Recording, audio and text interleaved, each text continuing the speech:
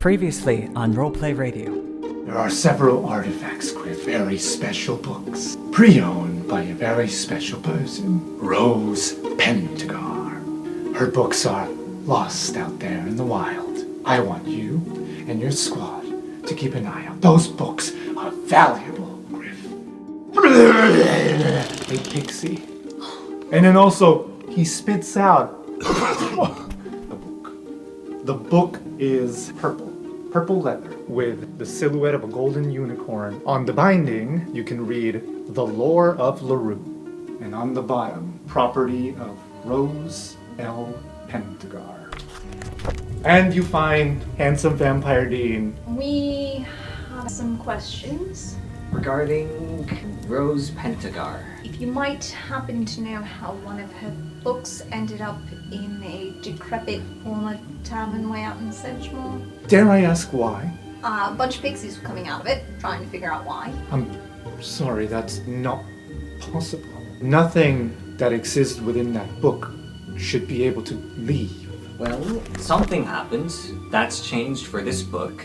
If what you say is true, then something's clearly wrong with it. What's a book about Fae? Makes sense that if something had changed, it would be producing pixies. Or somebody's still in there and is doing something that's causing these things to escape somehow. Could you hand me the book again? So this is where the man in the mask slept. It is like a little tunnel that's been dug up. The digging did not happen with a shovel.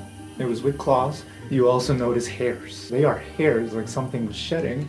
Like fur. Like fur. Like Hugo Arneza.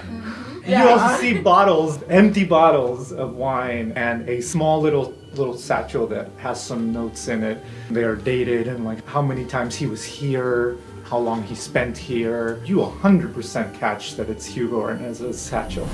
No sign of trouble anywhere, or any sign of what might be causing this problem, unless it's triggered by just there being Outside stuff outside stuff inside.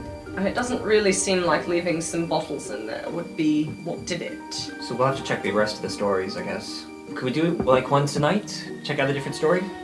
I would love the company, sure. Do you want to hold on to the book? Very well.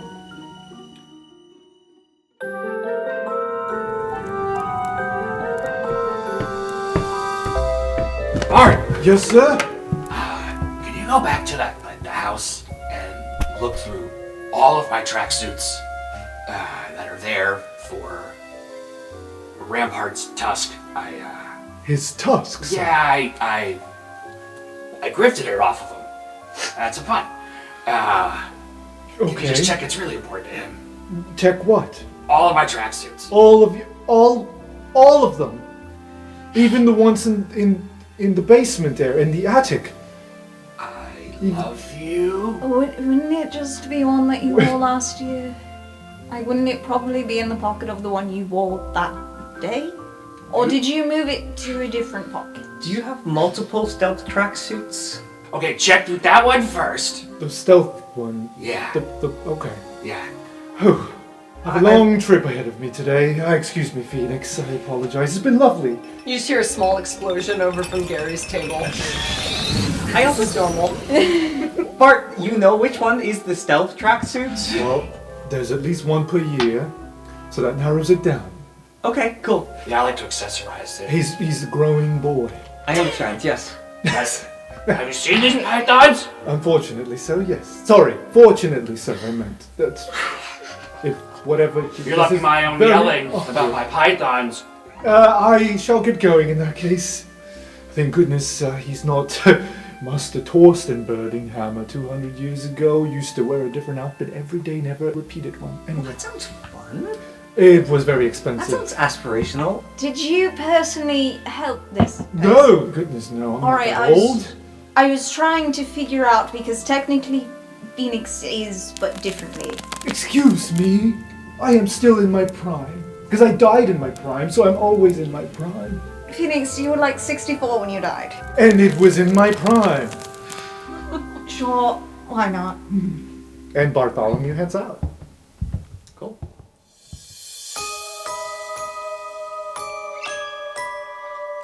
Okay. So we all meet in Witherbloom to explore more of this book.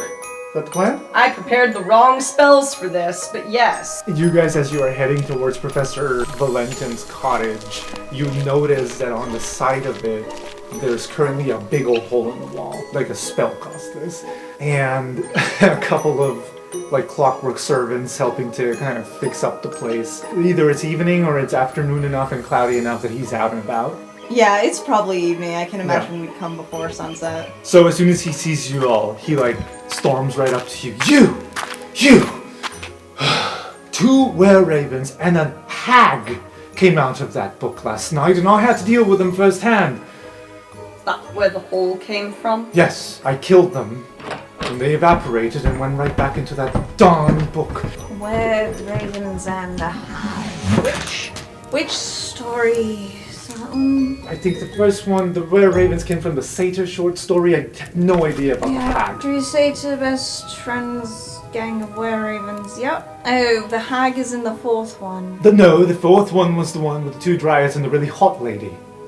Captured locked in a cage by a night hag. Oh, she was in... I never read that far. Look, this is getting out of hand. Do you have a thing for night hags, Dean Brandon? No. And why did you confuse a night hag with a hot lady? Because I only read the beginning of the story to Rose, and then I got bored. And then Rose... so you just assumed it was a hot lady. Yes. Projecting. Well, no, she's... Have you ever encountered a night hag before? No. I think I'm about to. They're in disguise, and often their disguises are alluring. I like hot lady. But thanks for the spoiler. It says it right here. You've also had like 200-something years to read it. You never got curious? No, I'm too busy reading literature. Other literature, I assume? What a nerd.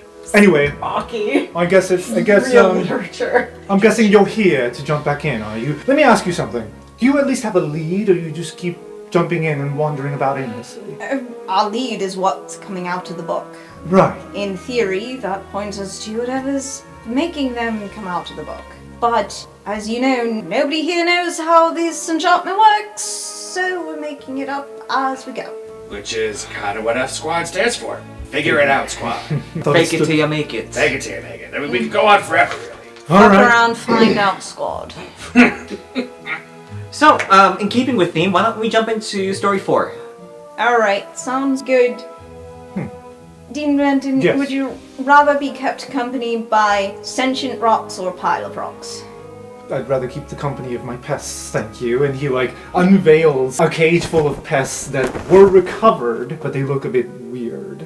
And by weird, I mean they have multiple limbs and appendages, numerous heads. This is not common. So he's just like, I will be here, have my hands full studying these pests that ran away. Something made them mutate. But that's my problem now. But maybe a voice to bounce off of is fine, I suppose. Great, you have a friend to talk to. Great. Phoenix, was it? I hope you're not squeamish. And he just breaks the neck of one of the pests and just lays it on the table and begins putting on gloves and gets a knife. I will be here. Do you think? We need you to read the incantation. Perhaps the book. Which story? I think we said number 4. 4. Once upon a time, 2 dryads wandered through the night sky, and the book begins to glow. He points it in your direction as you all get sucked into this book. You are floating down gently into the same meadow, and once again you see that there are 5 different paths you can follow. The one that's illuminated is number 4. And you head in that direction. There's a lot of plant life around you for the taking, should you want to. You start seeing cocoa beans. Yeah, definitely going to take some of those. Yeah. Yep. And then just looks at Gary. Like, how many of these do you think we need? Can I make a brewer's tools to answer that? Sure. To see if I answer correctly? That's a 19 on brewer's tools, so I assume he knows Sure. the right answer. Yeah. About 5 handfuls-ish. Does it matter whose hands? Because mine are kind of Oh, sorry, my sized hands. Do you want to just grab them then? Yeah, and I sure. can just carry them?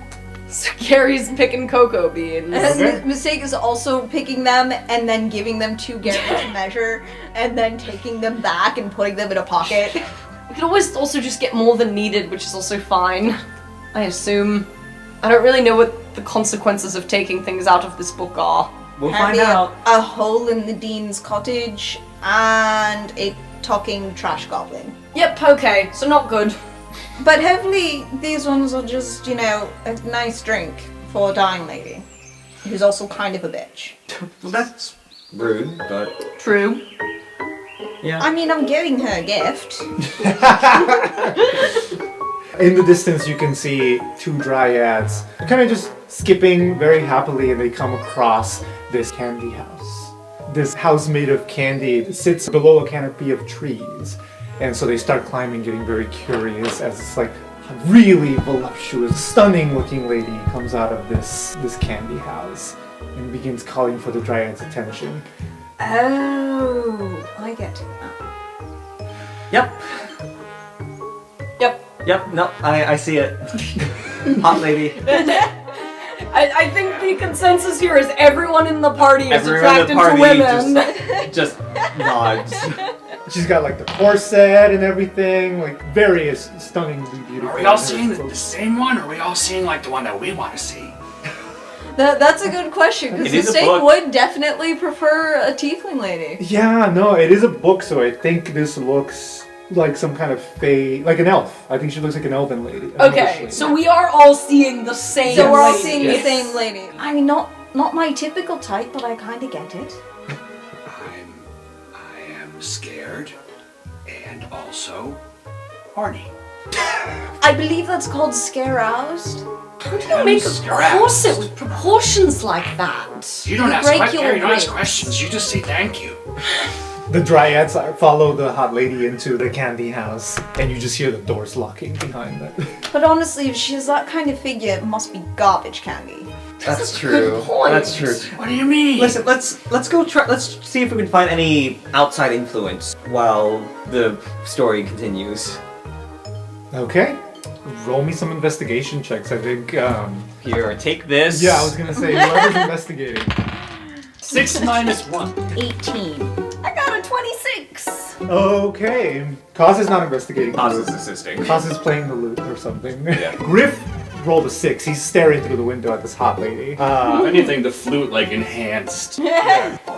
Mistake. That's still a pretty high roll. but- She's also tired as fuck. Yeah, she's also tired as fuck, and I think at most you're too distracted with, oh, I know that species of plant, oh, I know that thing, and there's a lot of knowledge in your brain. You're doing a great job at pinpointing stuff, but is it useful? She's noticing all of the ways you could break into this house. Yeah. And that's where her focus is, seeing Yeah. all of the ways in which this house is not very secure and people could break into it or otherwise do harm to it. Oh, this lock is just a pretzel. I could eat that. I'm sure these windows are just sugar.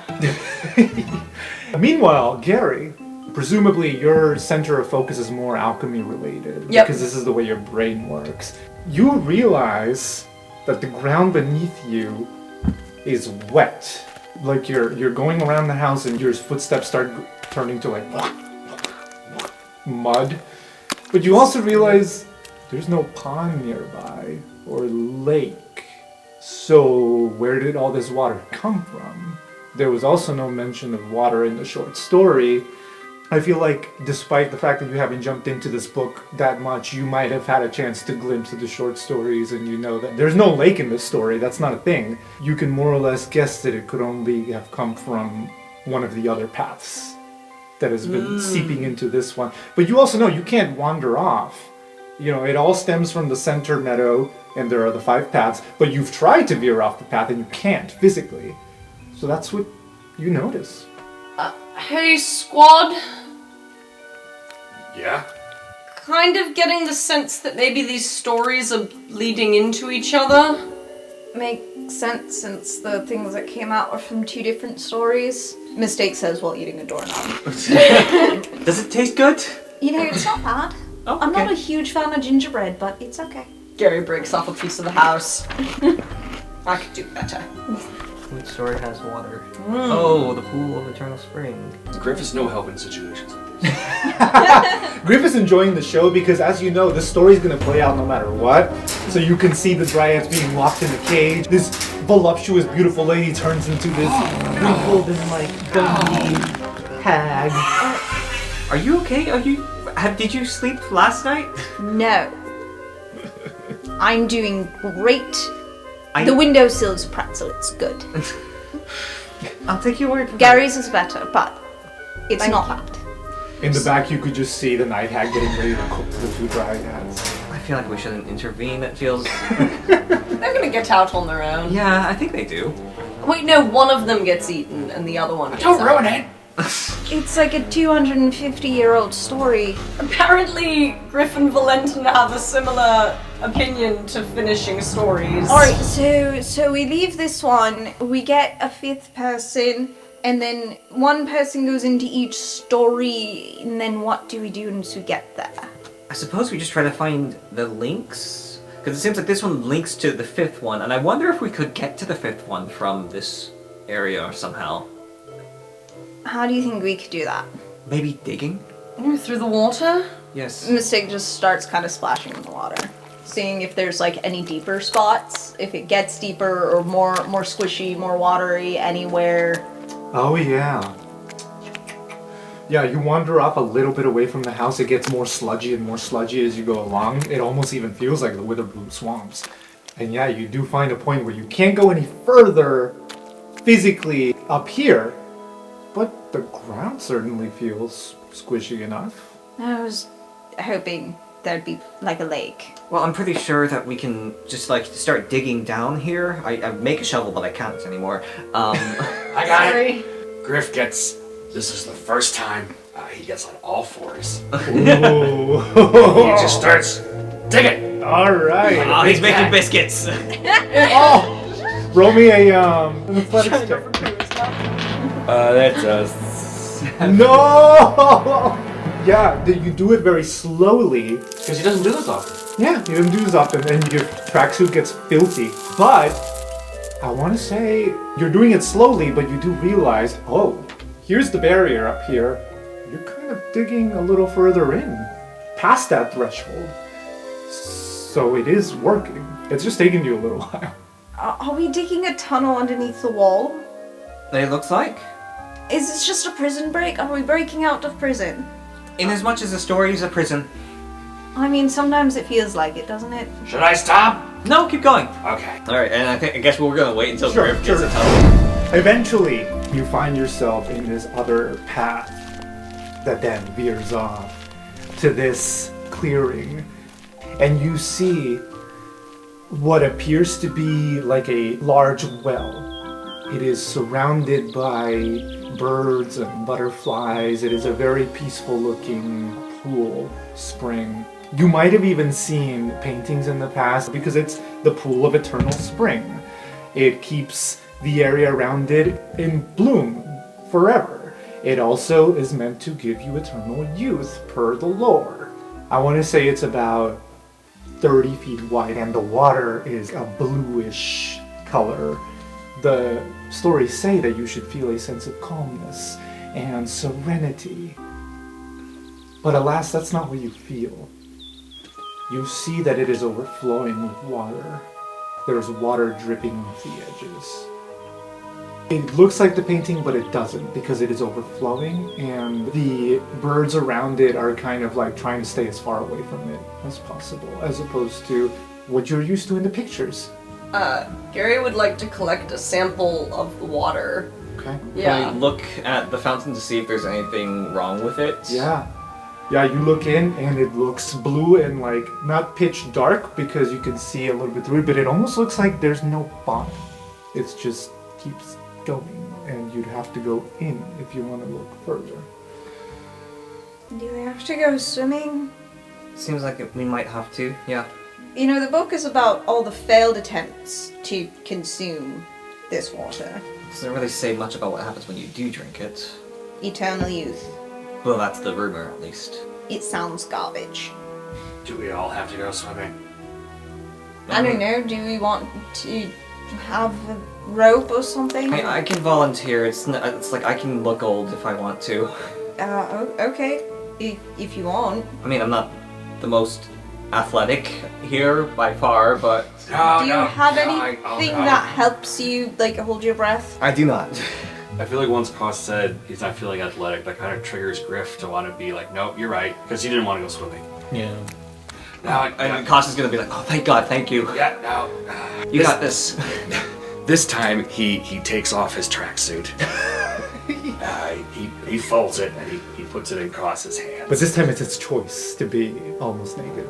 So He's it's just okay. tired of He's getting just dirty. shirtless. He's just shirtless now. Okay. Jesus Christ. I rolled a nat 1. I rolled a nat 1. You stand, on the edge of this well. He this hates it. It's just, pool. And you're about to dive in, and then your foot gets tangled in the rope. He gets cramp. And you just kind of fall in, you topple into the spring, not very graciously. You're all holding the rope? Yeah. Sure. Griff's big. Seems like more of Okay. us to pull him back makes sense. Okay. So to be clear, he's got his fanny pack on, underwear, and the rope. Clearly, he took off his sneakers before swimming. Of course. Clearly. The rest of you watch as Griff gets swallowed by the water, and much to your surprise, there's no splash. Perfect landing. No, I mean, there's no splash because of the water and just being magical. It's almost like somebody had gone through a mirror and then just went right back to being flat and still. No ripple, no nothing. And the rest of you are left in this moment of awkward silence. Is the rope pulled down with him? Yeah, you guys, I'm assuming you're tethering, right? Oh, Yes. yeah. Is that what you're doing? Yep. Yeah. Yeah, I've seen Griff nearly naked far too many times. Like a surprising number of times. It's not bad. He's got he's buff. Right, but just in comparison to how many times I've seen everyone else I've known since I got here nearly naked. I mean, Shelley was always naked, that was fine. Okay, so your roommate and you don't change in front of each other then. That's not like a weird thing to not do that. Oh, do you not change in front of your roommate? I go to the bathroom. I mean, I don't watch her because that would be weird. That would be weird. But why would we go to a different room? I don't, it seems awkward. Hey, why do you think the hag wanted to eat dryads? I feel like they would just taste like wood. I mean, it's awkward if you're attracted to the other person. Meanwhile, like, it cuts back to Yeah. he's like very stressed and intense. Okay, you can do this, go ahead. Yeah. Alright, they're all depending upon it. They're all depending upon it. Griff is swimming through the darkness. You have dark vision, and yet it's still It's water. hard to see. Yeah, it's water. And you're swimming down, and you're swimming down. I just like the idea of it cutting back and forth. Of course. I had thoughts, on date locations. We were talking about dryads and them why they're being eaten. Oh, sorry, I completely stopped listening. And we cut back, and we see Griff swimming. No, this is so bad. I got this. Good thing I was practicing holding my breath for forever. The water is the perfect temperature. Not too cold, not too hot. And you almost see the bottom, and you feel like you almost can touch the bottom. And every time, it just keeps going and keeps going. And we cut back. What are you talking about now? Speaking of that, I feel like we should talk about your sleeping patterns because I feel like you're going down the same path that Shelley was going down. Oh, no, I'm not spending every night drinking. Well, yes, but you're also not spending enough of your night sleeping, it seems like. I mean, if I had less stuff to do, then I would have more time to sleep. I guess I can get that. I mean, what other things are you busy with? Is there anything I can help with? No, it's mostly, studying, classwork. You're like one of the smartest people I know. What do you need? to Yeah, and study I failed half my exams last year. And then we cut back to Griff. You reach the bottom of this well, and it's dirt. Am I breathing air or am I still underwater? I'm going to say that you can just breathe down here. It's a magic book. So And can this we is- say like he was just holding his breath for forever until he Yeah. realized that he had to breathe? and- Yep. Oh. Okay. Yeah, just for flavor's sake, I think that makes sense. This is not real water. You start walking around. You're not seeing anything. You're not seeing anything. And then suddenly your bare paw bumps into a satchel. Satchel appears to be empty. And it has the Arneza logo on it. And you get a brief flash to your days back at the Gala, where you saw the same exact satchel and Loreen's dad. And he infiltrated and he threw the larva at people. You just get all this PTSD from that day, to the point where you take a couple of steps back, still looking around you, and then you're back hits something solid and kind of squishy. It is taller than you. And it is round like an egg, like a cocoon. And it is throbbing in front of you. And you have the satchel in your hand, once again remembering Hugo Orneza and his larva. And then you realize this is not the only cocoon. There's another, and another, and another. Easily a dozen cocoons down here, throbbing and growing.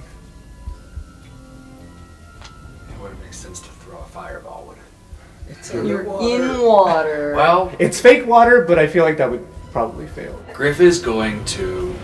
He's got all these memories going, right? And then he hears Toby. Oh, it's a nice ring. He's looking at the eggs and stuff, and he's gonna cast chromatic orb lightning at the eggs. Does Griff electrocute himself? That's what I was just thinking. Do it. A 12? Stationary big target, right? Yeah. Okay. Okay, this is what's gonna happen. You point your family ring with the Burning Hammer crest at these eggs that you see before you. The boom this time actually does send a ripple because this is magic that is being used. So you all see, as you're talking about... By the way, I got that one question wrong on one of our exams about what to use in the case of a mage hunter, something about them being able to reflect spells. They absorb magic and they can shoot it back at you, yeah. Yeah, And you okay. feel the earth tremoring, and then the actual ripple effect coming from this pool. As Griff, you just shot this at the eggs. It ripples all around, all the eggs light up, and you could see the vague shape of a mage hunter growing inside in each and every one of them. The one you pointed it at, the one that was closest to it, a hole erupts, and a face looks at you, and then all in unison, your same spell gets shot right back at you. And for a moment, your entire world goes black, and you turn into dust. And the rest of you, the rope feels very loose all of a sudden. Oh, I don't like that. That's not good. Pull it Yeah, back. Yep, pulling it back. And it's just a shard piece of rope. Mistake takes off her own shoes to dive in. Yep, diving in. Yep. I think we're all We all dive going. in. Yeah. We all The other disrobe and three dive in. Jump in. This time, you swim about halfway before you're able to see the dots below, because this lightning has left a little bit of a glow that is slowly fading away, but you can still see them. And it doesn't take you long to realize these are eggs, and out of one of them, a claw has come out, and part of a head, like it's trying to get out of the cocoon. And it looks a bit small for a mage hunter. I think that you've all taken Physiology of Magical Beasts, that you know what this is. And no some of Griff, us have seen and mage hunters We in all real life. have, I think. Yeah. And no Griff in sight. There are rules about firing a bow underwater. Yeah, disadvantage. I can counter that with steady aim. That's true. You could do steady aim and do a straight roll, sure. Yeah. Yeah, all the other eggs are put. They're staying put. They're just there. It's the one that Griff busted a hole into that is trying to get out. Gonna just fire at one. Okay. Just on instinct. All right, on instinct, mistake, steady aims and All fires. right. Yeah, that's a 17 plus 6 or 7. Yeah, that's gonna hit. The bolt flies straight into that mage hunter's claw, and the mage hunter shrieks and then pulls its claw back in that the bolt breaks off, leaving a piece of it still stuck to its claw. Are you two doing anything? I guess Gary will see this and he'll just be like, thinking he should be helpful, he'll just, like fire a slingshot with, just a normal. Disadvantage. They're both 13s. Yeah, that hits. A repeating slingshot? It's got multiple little thingies. Okay, cool. Love it. Yeah. You hit it right as it eats its head out, and you chip one of its tooth, and it just crawls back in. Ooh, can I get that tooth? without getting hit.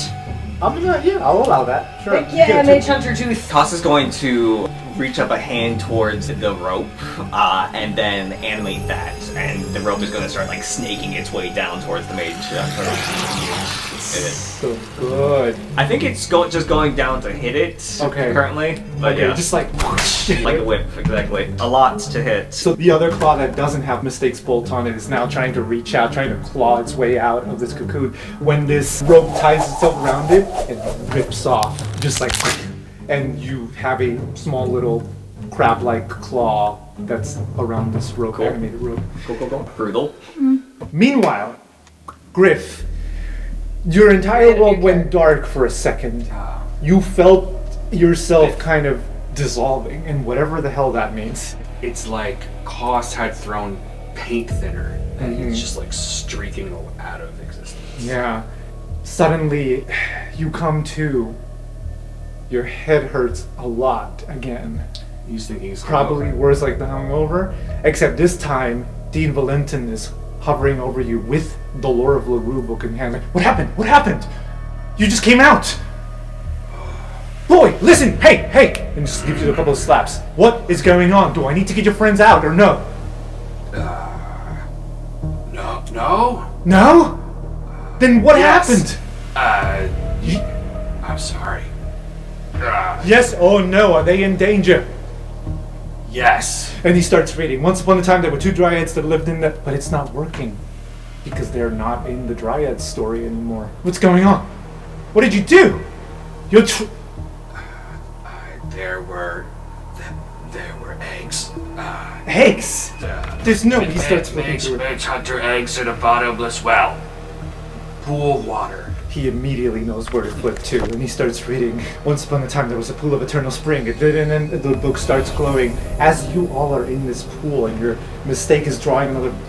I think Mistake is giving up on the bow and is going for the sword. Mistake is like pulling out the rapier. Gary is, pulling another stone? Yeah, I think he's just sticking with the slingshot. He doesn't have a lot of good non-magic options. Kaz retrieves the rope with the claw in it. Yeah, just and then got the claw in hand. the three of you begin to feel an upwards pull as you are getting sucked out of this well against your will. And we can't fight it or anything, it's just happening. It's just happening. And before you know it, big flash of light and you appear in Valentin's cabin as he's holding the book. 1, are we sopping wet? And 2, do we have our clothes on? Yeah, that was Yeah. also my Yeah. question. Yeah. Do they keep their clothes? I mean, Hugo Arneza left behind a bunch of Exactly. shit. So I exactly. think we wouldn't have the clothes that we left Yeah, behind. yeah. It's So just you- with whatever we had, we were holding. You're all in your swim trunks or whatever it is you're wearing under your clothes, and he's just like, what in hell's happened? And he just drops the book. Kaz is holding a we- giant Mage Hunter claw. We have to go back. Got to get our stuff. Can we please go back? They were delirious. Mage hunters? They're just cocoons. Baby Mage Hunters, We yes. can just stab them. Don't I'm follow coming them, with they you. won't follow you. Oh, alright. You get a knock on the door, and I just want to say it's Kadrin. Kadrin, love, no need to, What? no time for conversation. I need you to get Professor Mirsha. Yep. I need you to get probably Filomi. Who else? You know what? Dean Zimone from Quandrix. Do Get I her want to too. ask about the half-dressed students? It is too much to explain right now. It's not what it looks like. I assumed not. It's not what it looks like. Just go quickly, please. I'm going with them. Turn into the dog, faster that way. And he is. She flips him off and then turns into a wolf and runs off. Wouldn't something that flies be faster? Sorry. Something that flies. Oh, Quetzalcoatl. So she turns into a Quetzalcoatl. She managed to hear that with her wolf hearing. And he opens a closet. Out toppling comes like armor, swords, axes, all kinds of melee and ranged weapons. If you don't own one of these, grab one. Good job, you. Yep, it's the only thing I'm capable of. It's the only thing that'll hurt. Go me. Go you. Exactly. She's like, wait, Griff, you're not dead. Great, that's a good thing. Yeah, I hit him with a little chromatic orb and You shouldn't do that. They reflect spells back at you. Yeah, no, I'm learning a lot of things today. Didn't you already know that in our tome wielding class? We learning a lot of things today. You should have already known that from our tome wielding class. The very first session we fought a mage hunter. And your physiology's magical beast exam last year. Look, all I can say is I was able to breathe in water. I thought maybe I could shoot a mage hunter egg. Huh? You sure can. So Anyways, just why shoot are we still here not fighting mage Once upon a hunters? time there was a bullet in his screen. He gets sucked in with you. He feels okay about that because he's got Kadrin and people coming in. I assume he told Kadrin how the book works. Sometime in the Phoenix? past. And Phoenix. And Phoenix is just also chilling there. there. It seems like if you die, you leave also, so that's Yeah. fine. Yeah. That's Yeah. also true. Ooh, is it sunny here? That's gonna be a problem for the dean. When you guys jump in, he's like at first really confident. He's got, an axe and a glaive, and suddenly his skin starts to ooze smoke. And he puts his robe over himself. He's still smoking through the robe. Okay, I can maybe help with this. Gary runs over to where his stuff is, and then activates a little clockwork drone thing that flies up and does a skywrite, blocking out the sun a little bit. He's got his vampire teeth fully exposed right now. He's looking all around for this first sign of blood. He's very in a feral state when suddenly the cloud begins to calm him down as his skin's not melting. If anyone has anything more permanent than that, I mean... No need, that's fine, that's fine. I have a sword. I'm going to use it on mage hunters before I get attacked by a vampire for the second time. Go in, girl. Alright, we run. He turns into a bat so he can get there faster, and he also dives in. This is not moving water, so he can safely get in there. I think he goes straight for the cocoon that is already open. Now, I am not going to have you guys roll initiative or anything because these are cocoons, but do tell me how you destroy these goddamn cocoons, because I want to know. Probably going in with the rapier. I imagine that it somewhat depends on what stage of gestation they're at. Some of them probably just plunge the sword in and pull it down to create this gash in the cocoon and open it to destroy it that way, and there's not a fully formed mage hunter inside. It's just ooze. Griff could do that because he's an unarmed fighter. And just then start you guys clawing could, your way through. Griff is doing it for the feral style.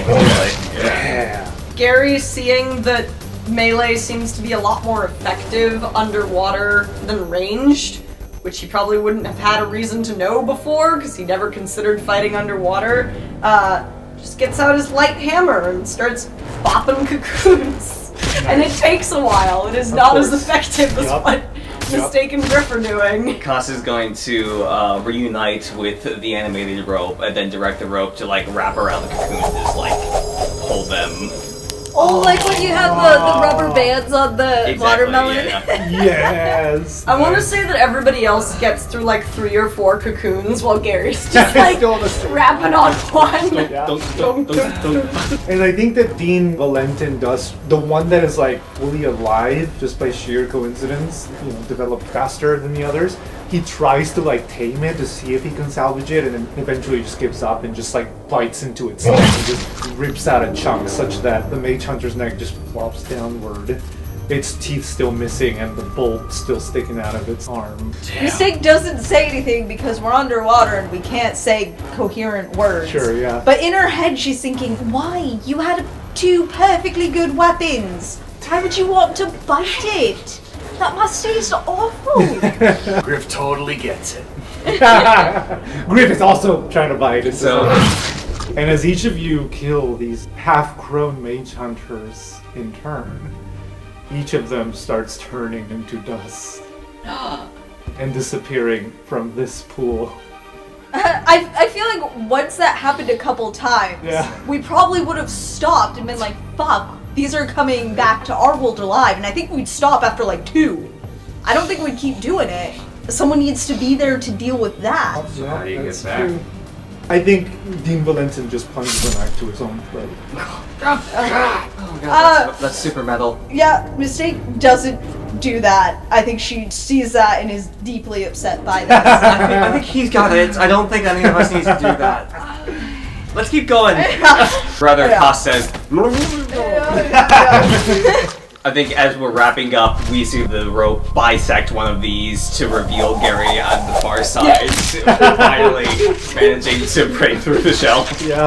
Yeah, and a lot of these mage hunters, like Rin said, they're not fully developed. Some of them are just like a fetal, like half larva, half fully grown mage hunter thing is just squirming, but it's not fully grown enough to actually try to attack. It's just kind of wobbling. Others are kind of dormant, but you got them at the right spot that when they float out, they're just kind of immobile. Or some of them might not tag team for some of them. Yeah. Pry open the cocoon a little bit so someone else can stab it.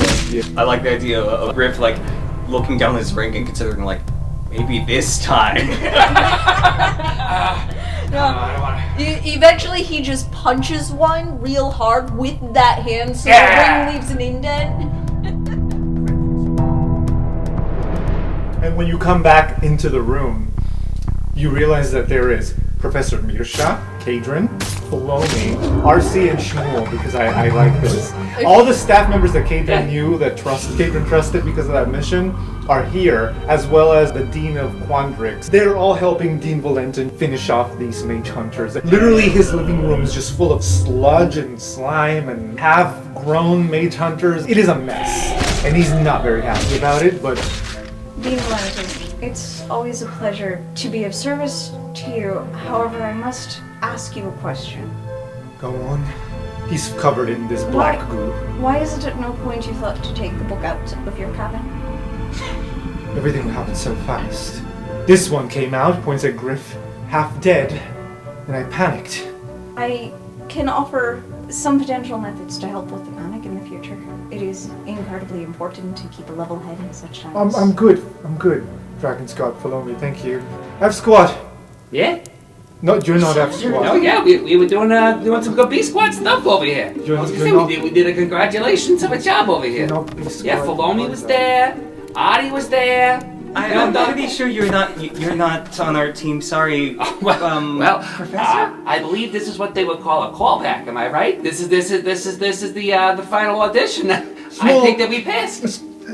Professor Shmuel, don't you have a couple of more pests that you need to recover for me? You only Currently, recovered he some is of them. functioning as Gardener Shmuel. Garden Nurse Shmuel, could you Yeah. find the rest of my pests for me, please? I'll look for the pest, but I'm pretty sure we're supposed to be calling them students. But and so There is I think- currently a giant-ass unicorn in the doorway as a guardian of faith.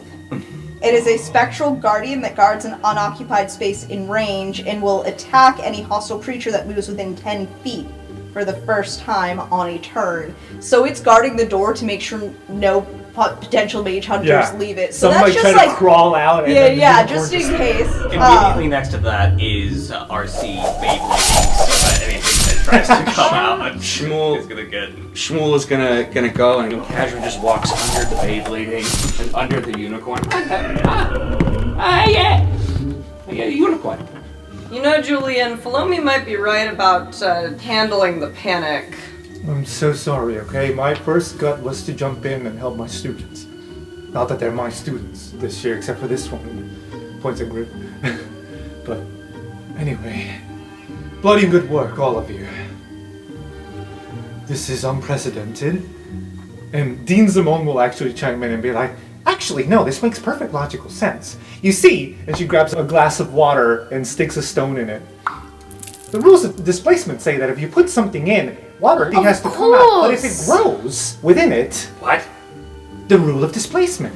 That you can only fit so much water in the spring, so if the mage hunters grow inside the spring and get bigger, then they take up the space the water was taking up, so the water started to go over the edges. Furthermore, if the mage hunters are taking up space inside this book, things are gonna leak out of it. That's why it just was displacing more, because it was growing inside. Precisely. And then Dean Julian's like, well, I'm not a Quandrix. How was I supposed to know that?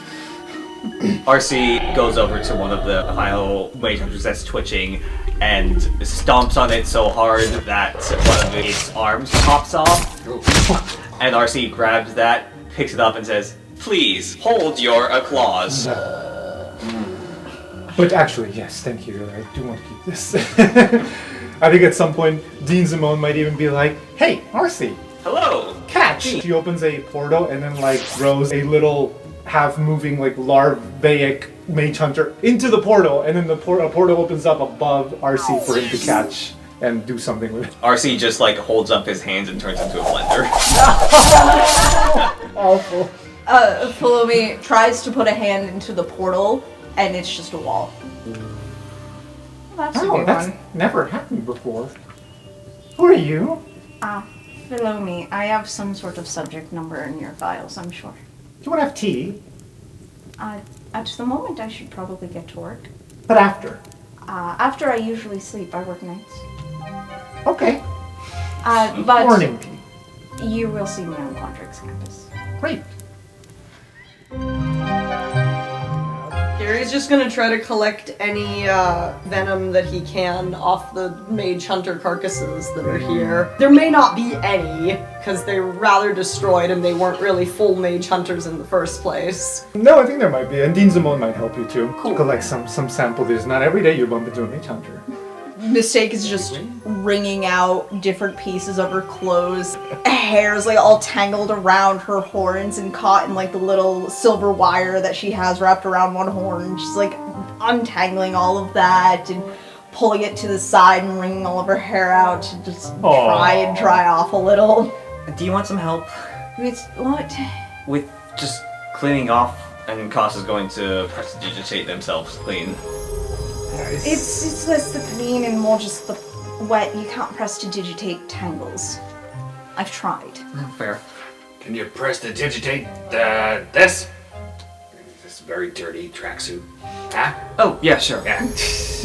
And I think the last thing you see is, whether you're heading out or not, or you stick around, is all of the creatures that exited this book.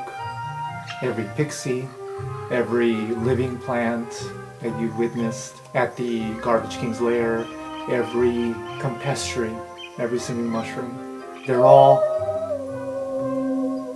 huddling around Dean Valentin's cabin now, like it was calling to them. And they all, one by one, begin to return home, jumping back into their book. I wonder, if we die in the book, we come back here. I wonder if they died here, they'd go back there. You want to Makes test that? Well, no, not really, but I'm a little curious. I don't think we should test it. I agree, but, because, you yeah. know, if we're wrong, then we just kill an innocent creature, and that's Yeah, really exactly. not good. Oh! No, the Garbage King was from here originally, wasn't he? Yes, he just- was. He just got affected by something new from Yeah. the book. Oh, I wonder if that will stay. As you're leaving, Dean Valentin will get your ear one last time and say, "This is only one book that the Ulrich used for this. If there are other books out there, I assume we will be hearing or seeing more of them throughout the school year. Well, I mean, we know how to deal with it now. Keep a close eye and come to me if anything seems wrong. I'm here to help." I'm gonna need more tracksuits. We've got this, as long as Rose didn't read any books about the 9 hells or something. No, not to my knowledge, at least. I mean, I'd know how to deal with that anyway. Yeah. And hey, you did good work back there. Out of the lot of this crew, I think you can handle a physical weapon the best. It's gonna come in handy when you face more of these abysmal creatures. Well, here's hoping. If any of them punches me, I'm pretty much done for. Let's hope that doesn't happen. That's why I stab from a distance. Usually. When we're not underwater. Good job, all of you. Until next time. And he goes Till back next to time, his- Dean. In the background, Philomi is just sharing the details of her condition. to Dean Zamond. Gary is heading back very encumbered with all of the random mage hunter crap Yeah. that he has collected. While Mistake is encumbered by all of these cocoa seed things. Oh yeah. And is talking to Gary about what we're gonna do with all of these, how long it's gonna take to turn it into whatever the drink was. I mean, how long does it take to distill things into liquor, right? I mean, We'll have to Shelly look did that it up. nightly. Yeah, Shelly is true. did it. Okay. So I feel like with magic you can speed things up maybe. Sweet. I like that better because I don't want Dapplewing to die before we can give her her.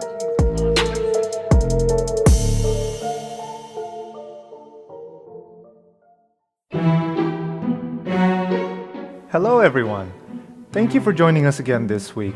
This episode was recorded in Watertown, Massachusetts, also known as the traditional land of the Pecosset and Nanantum peoples. I'd like to give a huge thank you to all of the talented musicians that helped bring this podcast to life with their amazing music. We've provided a link to their web pages in the description. I would also like to thank our talented players, Tyler Rubin, Rin Garnett, Michael Yang, and Nikki Aguilar-Thompson.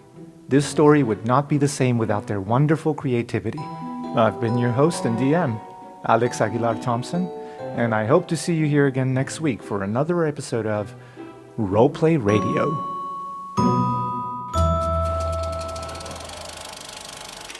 I just read an article about a town of like 20 people ended up hospitalized with diarrheal conditions because they decided this creek beneath a bird's nest would have healing properties.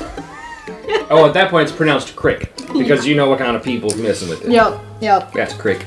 And for some reason, after the first few people got sick, they didn't take the hint and just kept drinking it. It's because they ain't pure enough for the water. That makes sense. They got sick, so they gotta drink the healing properties of the water. Oh, that's right. You got to continuously have it once you start it. It's like a detox process. I heard you can inject it, it works even better. Yeah, I heard it turns your blood into acid. So I heard if you did it through your back mouth, you don't get that acid reflux from it. You ever tried drinking from your back mouth? All the time. Ever since Yeah. my Mima done told me about boofing, I've been doing it all the time. Well, see, the thing is, God don't like things going into your front mouth too much sometimes. So it's the back mouth that he can't see. Of course. That's why everybody knows that if you want to stay pure, you gotta do it in the back mouth. Of course. That's right. That makes sense. Not be confused with the front butt. Ain't no sinners up in here. We're All all winners. children of God. Okay, so...